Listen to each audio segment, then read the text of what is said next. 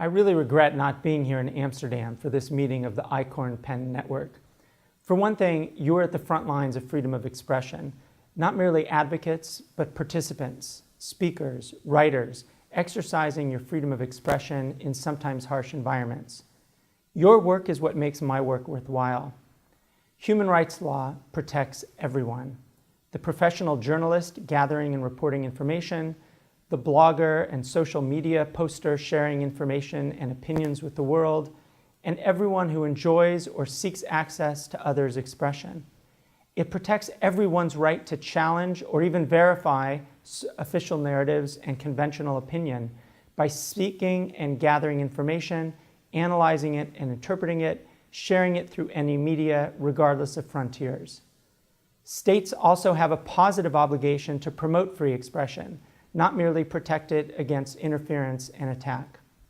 Other basic rules of human rights law, such as the prohibition of discrimination, obligate states to promote and protect the equal access and participation in the media of women and members of vulnerable groups. This year, and recent years in fact, highlight, unfortunately, a sad reality. We are in a crisis of implementation, promotion, and protection. And in crisis, we may be forgiven for considering the thought that these laws mean actually little in the face of the attacks on free expression that have increased in recent years. Unfortunately, I could mention a long list of individuals detained for exercising their freedom of expression. Mazen Darwish in Syria, Jason Rezaian in Iran, the Zone 9 bloggers in Ethiopia, Ilham Tohti in China, Khadija Ismailova in Azerbaijan, Thulani Maseko in Swaziland, Mahmoud Abu Zaid or Shaukan in Egypt, Zunar, the cartoonist in Malaysia, and many others in Eritrea, Vietnam, Myanmar, and elsewhere. And of course, there are those killed, such as the satirists of Charlie Hebdo, the brave journalist killed by the Islamic State, and the recent brutal hackings to death of 3 Bangladeshi bloggers.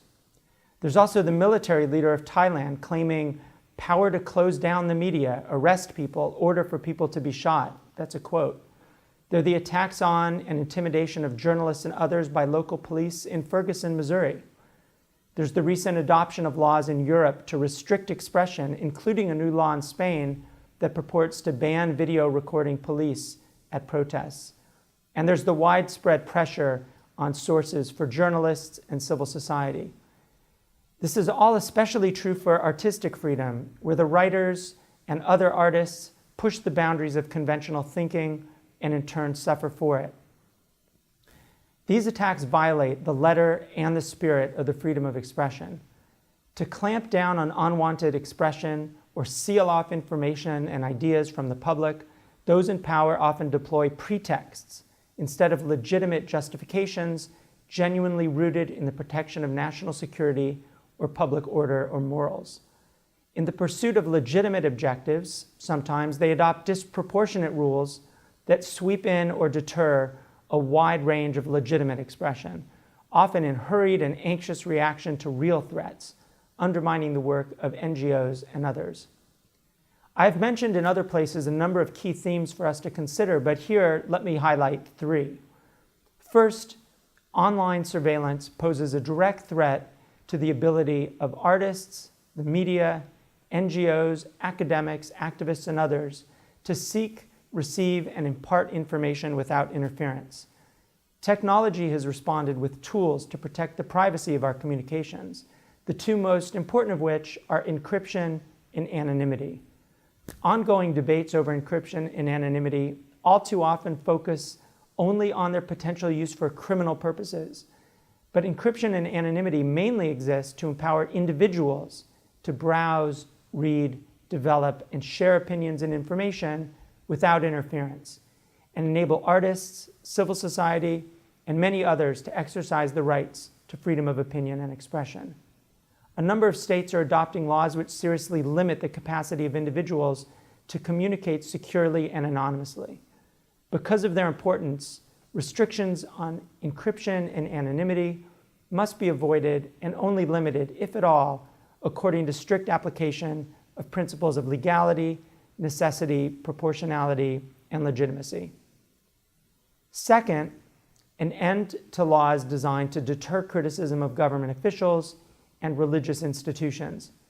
We see these laws in the form of criminal defamation, sedition, lèse-majesté laws, and their cousins prohibiting insult of government officials. We see the same spirit in laws that criminalize blasphemy. These laws are regularly applied to target those working in the arts, in media, civil society, in academics, and elsewhere. They are incompatible with freedom of expression, and they must be abolished. Third, all of these measures connect to state censorship. Whether applied as prior censorship, as in the case of film and news censors, or as punishment after the fact, the efforts of governments to suppress information and ideas ultimately succeed only to breed cynicism and resentment, undermining every people's right to govern themselves freely and with full information for public debate. Censorship is, in a very real way, and you more than anyone know this, the underlying policy that fosters insecurity for artists and speakers everywhere. For all the threats we see and experience today, it's also important to note that we live in an age of inspiring bravery and long and short-form brilliance, with a rich variety of media platforms, ideas, images, sounds, all of which cross borders and inform global thinking and global ideas. Daily, we see remarkable individuals and enterprises struggle against the current in the most difficult environments and succeed in expressing themselves on matters which so many powerful states and groups try to repress. You are, as I said at the beginning, at the front lines of these efforts, and I'm happy to be a part of your efforts to tear down the barriers to these critical goals. Thank you.